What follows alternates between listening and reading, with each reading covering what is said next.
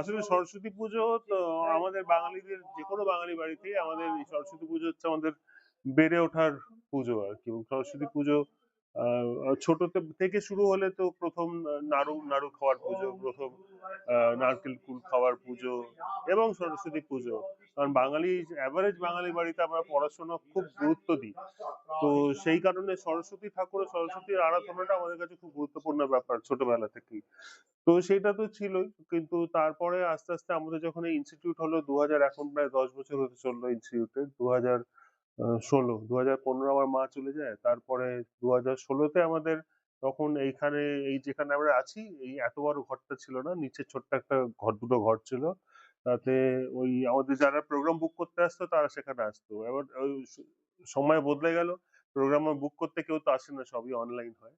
এই জন্য এই ঘরগুলো নিয়ে কি হবে, তখন আমরা এখানে আবার এই মার কথা ভেবেই মা ফাউন্ডেশন শুরু করলাম নিচে ছোট্ট দুটো ঘরে। তো সেই করতে করতে এখন এই ওপরে এই এই ঘরও আমরা নিয়েছি। এখানে 10 বছর হতে চললো আমাদের মা ফাউন্ডেশন।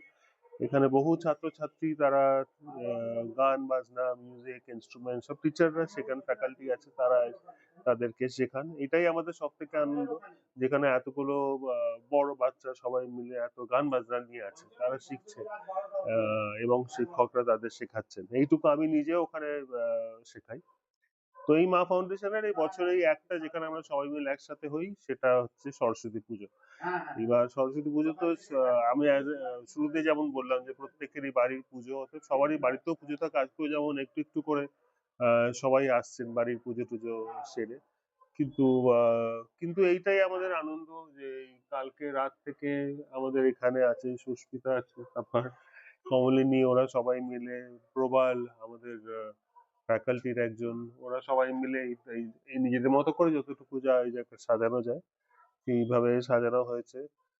তো আর এই সকালবেলা, সকাল থেকে এই পুজো, সরস্বতী পুজো সবাই একসাথে হব আমরা 2টো 2:30 অব্দি সবাই একসাথে থাকবো।